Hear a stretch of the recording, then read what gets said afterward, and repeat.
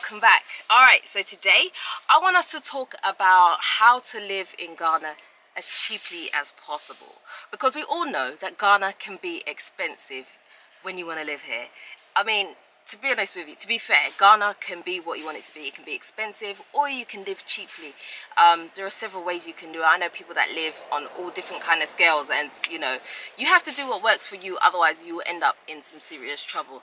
Okay, so today's video is all about how to live in Ghana cheaply, because let's be real, some of us are coming to Ghana because we need to start again. Not we want to, we need to start again, because financially we have not been in the best place. So being able to move to a country where things are potentially cheaper, you can live a cheaper lifestyle, is attractive to us, and it's what we want to do if we want to get out of the hole that many of us have been in, because the West is full of debt. Let's be real, the West is full of debt. Everything you do, it comes with debt. You know, we don't really pay for anything up front. Everything is done on credit, and therefore we owe a lot of money. But if you want to break out of that, and you want to break out of that whole entire system, that whole entire lifestyle, then Africa is definitely the place for you. But today we're going to be obviously speaking about Ghana, because Ghana is where I live at the moment. Okay, so the first thing we're going to talk about is food. Okay, now food is one of those things where, man, it can break you if you want it to, because there are things that you can eat here that are just so expensive, and there are things that you can eat here that are super cheap, and like, it's like you'll be full and you'll be like, oh, thank God I didn't eat at that expensive restaurant. Have you ever had that situation where you've eaten something because you've been so hungry and you've eaten it and you're like, oh, I wish I just didn't do that, I wish I'd just eaten it at home? Okay, we all have it. It happens. Okay, so now you can buy food in what we call chop bars. So chop bars are like, they have a lot of local delicacies. So you'll get your bankon okra soup, your fufu light soup, you get your kenke, you get all of that kind of local food, and you can get it for a pretty decent price. We're talking about like maybe 10 cities. You can eat for 10 cities, you can even eat for 5 cities. You know, you get your wache, everything. You can eat on a really good budget. Okay, now there are other places that are selling the exact same food, I kid you not, the exact same food, but for quadruple the price. Okay, so if you want to go to one of these more kind of like fancy type restaurants where you'll sit down, you know, they'll come, you have a waiter, they put, you know, napkin down for you, you know, all of that, then yes, you're gonna pay for that service. Those places are going to charge you more, because you're paying for the whole experience. You're not just going there to eat food, whereas a lot of the local shop bars, you're literally just going to eat and you're out. The other ones, you might be sitting down with friends, you might be chatting, you want to have a good time. Those places are going to cost you more money. Okay, so if you want to save a bit of money, stick to chop bars. Better still, cook your own food at home. In fact, let me just touch on that while I'm here. Okay, sometimes eating at a chop bar is actually cheaper than you eating at home. Now that depends on the size of your family, but honestly speaking, if you're one person and you want to make, say, I don't know, you want to make some jollof rice or wache or something like that, sometimes it's actually cheaper and easier for you to actually go to the local chop bar and buy it and eat yourself than to make it at home, because by the time you buy all your ingredients, by the time you've put all your gas and all the effort that you're going to go through, it's just actually easier to go to the chop bar, buy it and come home and eat.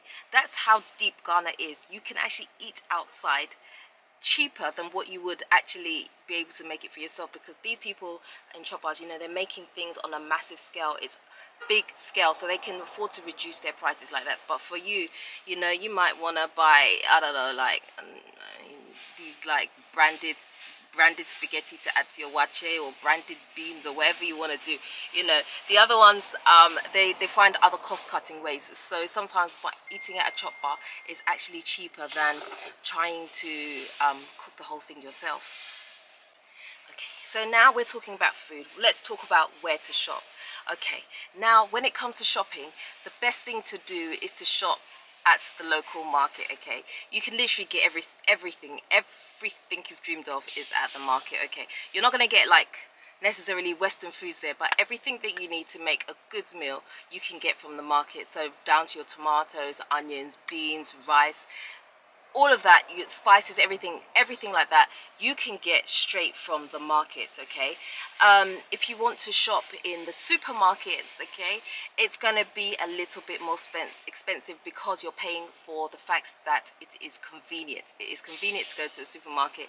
You know, you don't have to deal with the hustle and bustle. You're literally going in, you see the price, you get it and you're out, okay? Those people have to pay for like electricity, they have to pay for staff, they have to pay for so many different things, whereas in the market, you know, literally someone's sitting outside with a container of tomatoes and that is basically what you're purchasing. So you just go there and they don't have as many overheads, it's a lot cheaper, they get their stuff from the farm, and so a lot of the stuff, the produce is locally grown, whereas in the supermarkets a lot of the stuff is imported, so you're paying imported prices, you're paying for that whole privilege, so your stuff is going to be definitely more expensive there, okay?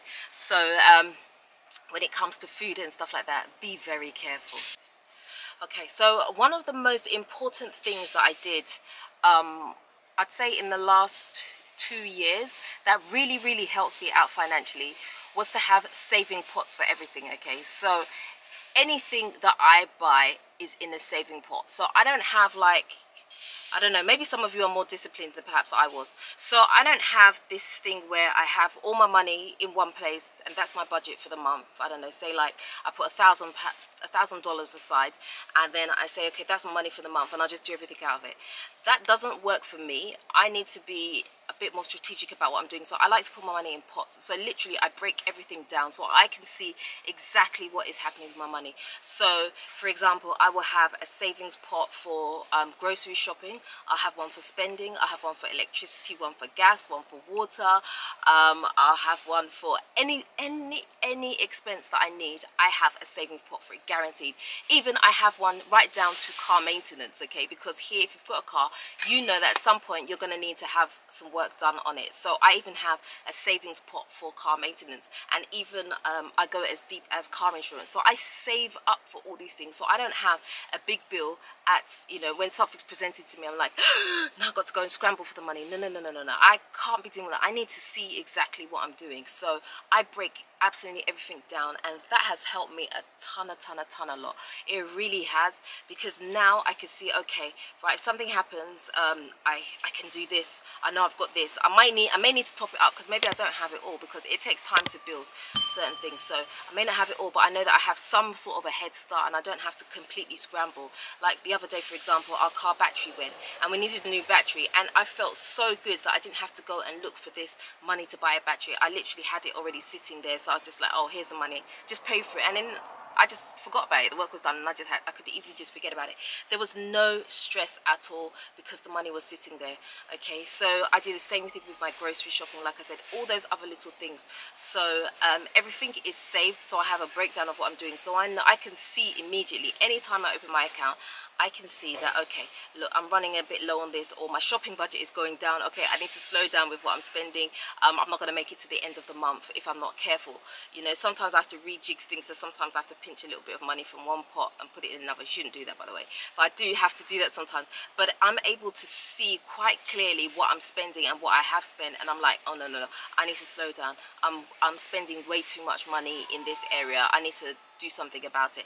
And I can see, and it helps me tailor my budget. So every single month my budget gets tailored better to our needs as a household, and you should definitely do the same. I would advise that 1,000,000%.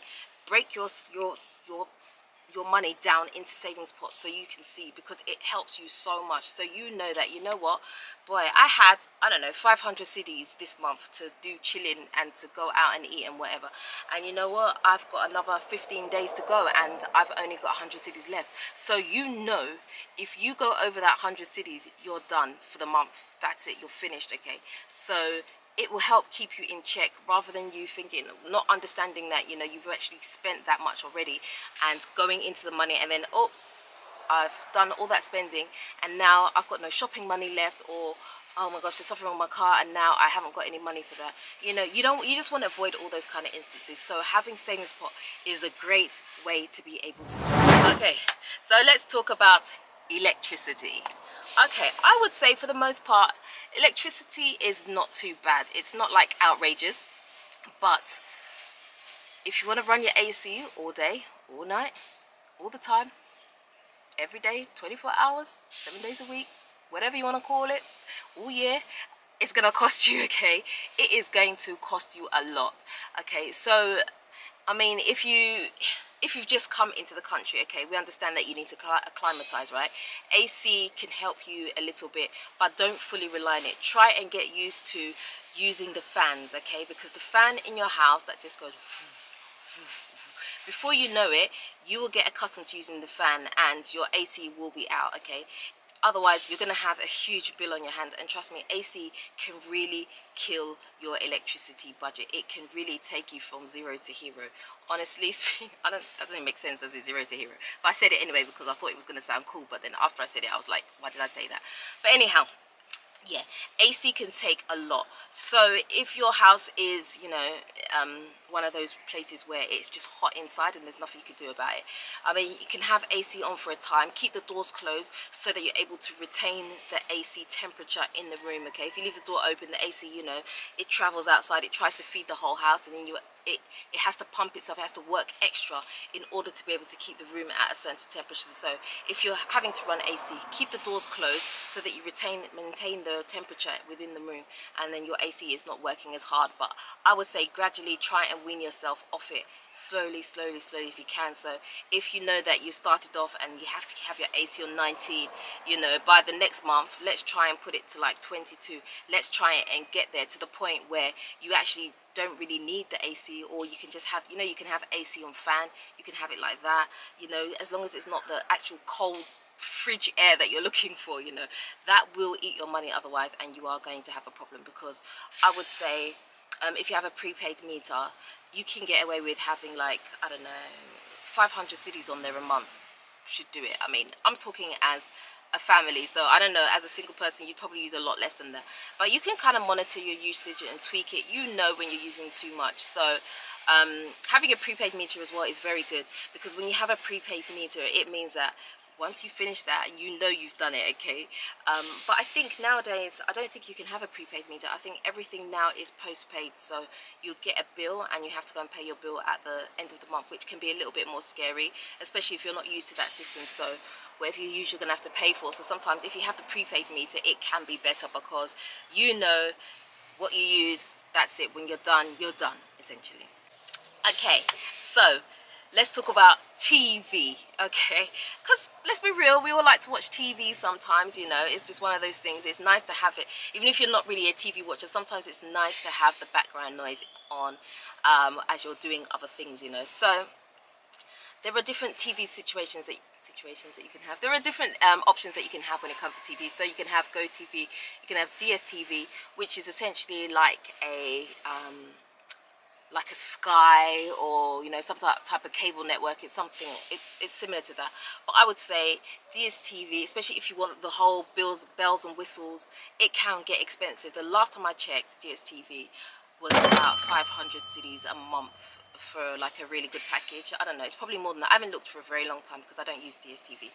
That can get quite pricey, and I just feel like, unless you're a TV watcher, or unless you've got like children who, you know, they kind of need that to just help cushion them as you're moving here, or you just feel like it's nice for the children to have it, then fine, you can go for DSTV. I'm not saying don't have DSTV, you can have it, but there are cheaper options. So like GoTV is one of those things. So GoTV is great if you just want like a budget package. GoTV is a lot cheaper.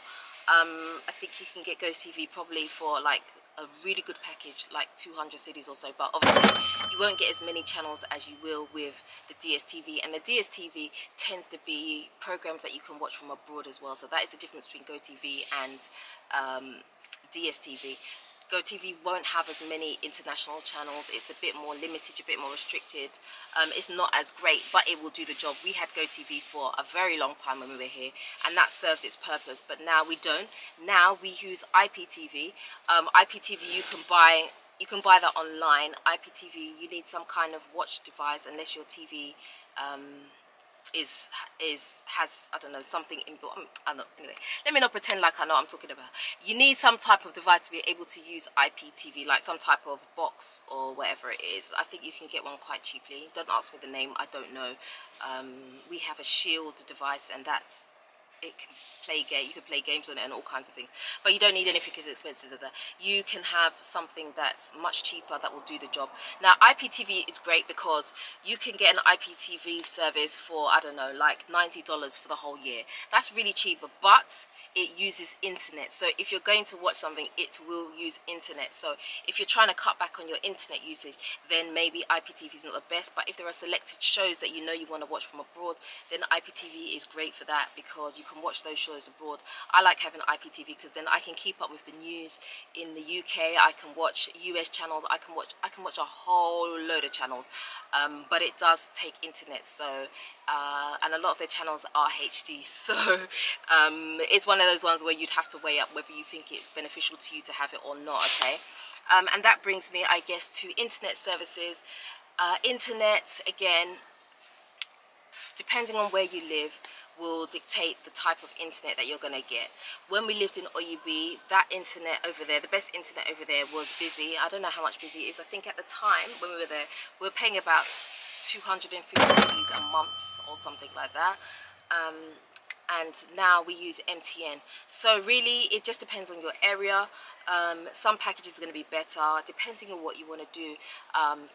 It will dictate the type of package that you should go for. If you don't need a lot of internet, if you're not using it for like watching TV and stuff, then you could go for a smaller package. But if you're using it for everything, if you're using it for work and you know that you're going to consume a lot of internet, then go for a higher package, because the higher packages tend to be a bit cheaper overall than getting a smaller package. So if you think, oh, you know, I'll get 50 cities this week, then I'll get another 50 cities next week, and another 50 cities, and another.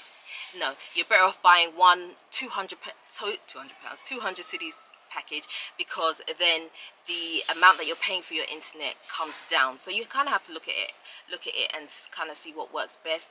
Every network is different, so I can't sit here and say, okay, go for this network or that network. Anyway, my battery is dying, so that means I have overspoken and I've talked way too much. Guys, I hope you've enjoyed the video. If you haven't already subscribed, please do me a favor and hit the subscribe button and the notification bell. Until next time, I am out.